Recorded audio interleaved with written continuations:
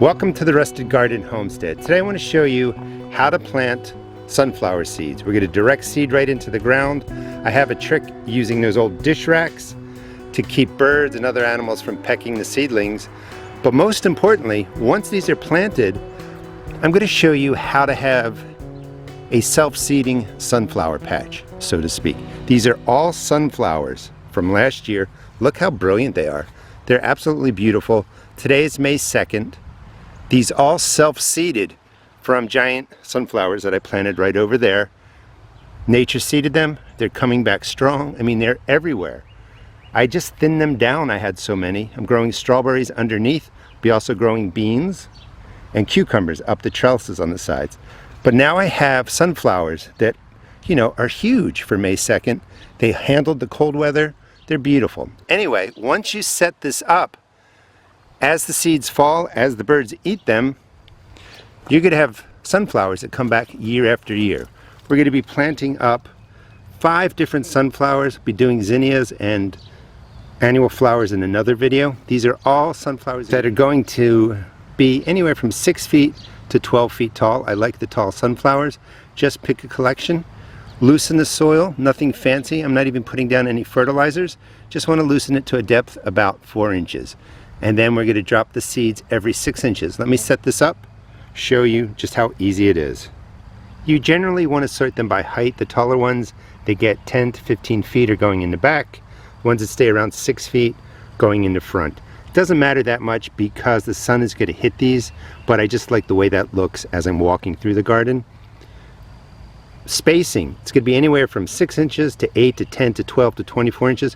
We're just going to do 1 foot apart going across here. First thing you want to do is, if you have trouble with the seedlings coming up and birds coming to peck them, just get dish racks from a thrift store, and then you want to press them into the ground now so that you can see where the lines are, so that you don't accidentally put a seed right here. So I'm going to space out these dish racks for protection of the seedlings, and then I'm just going to drop them in.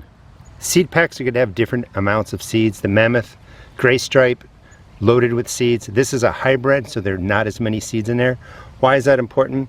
And I actually decided to go about 10 inches apart. Every 10 to 12 inches is fine. So where you have less seeds, I am just dropping 1 down on the ground, and where I have more seeds, I'm doing 2. I usually like to plant 2 seeds in case one doesn't germinate. You're not waiting around, for a plant that's just not gonna show up. So 2 seeds is great, and then you just thin them down to 1. With sunflowers, if you want, you can keep them, 2 per hole. They may not get as large, but you're still going to have beautiful sunflowers.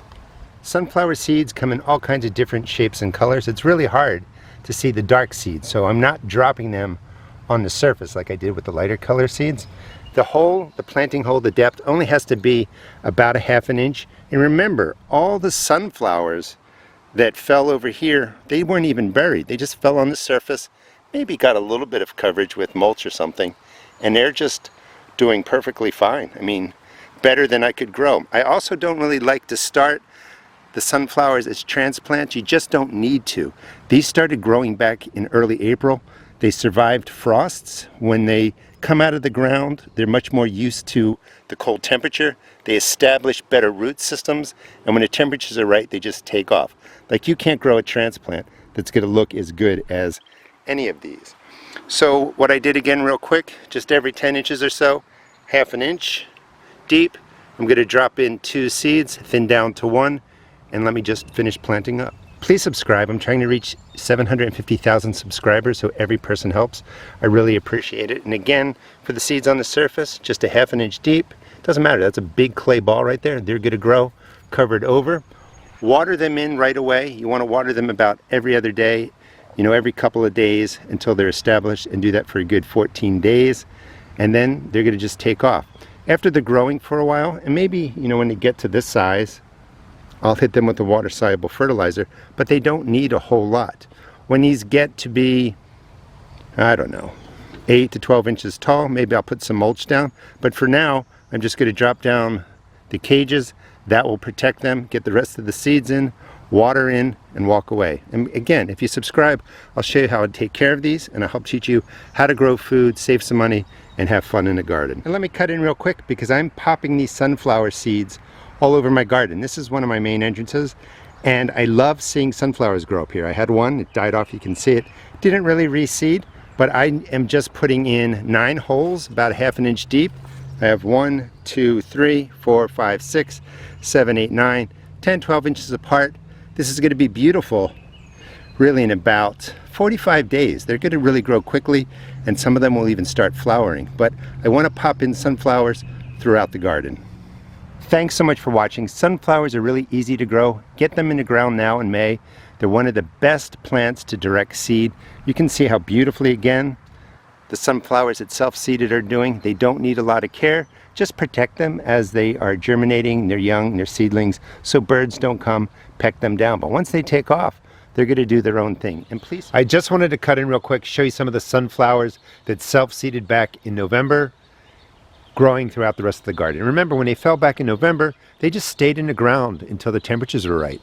And you can do the same thing. Tip number, I don't know, 8 or 9 was about direct sowing in February or March when the frost is still there. Just get them into the ground. They'll do their thing. They're going to take, you know, maybe 4 or 5 weeks, 6 weeks to germinate. Versus if you're putting them into the ground now, like I showed you in the video, they're going to germinate in about 7 to 10 days. This is a sunflower that's self-seeded, already sending out side shoots. It's a different variety. You're also going to see the rusted garden behind the scenes before I clean it up for regular videos. Some of the sunflowers are over here.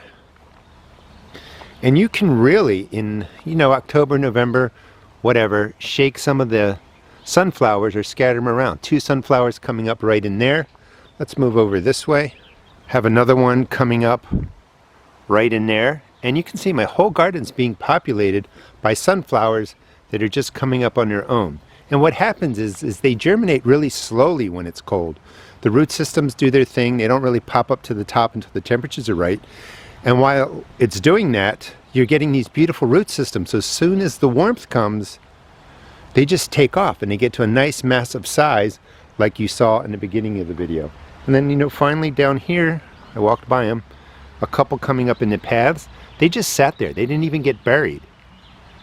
And I'm going to let those grow. So you can definitely direct sow for sure, but you can direct sow them in the beginning of the spring, end of winter. Just put them in the place where you want them. Put more seeds than you might think you need, and they're going to pop up just everywhere throughout your garden. And please subscribe. I'll teach you how to grow in the ground traditionally, and even teach you how to grow in vertical towers. Those are cool weather crops that are just doing extremely well. I have strawberry towers, and right now I'm transitioning my garden over to the warm weather crops. Thanks so much again for watching. Good luck in your gardens, and enjoy what you're doing.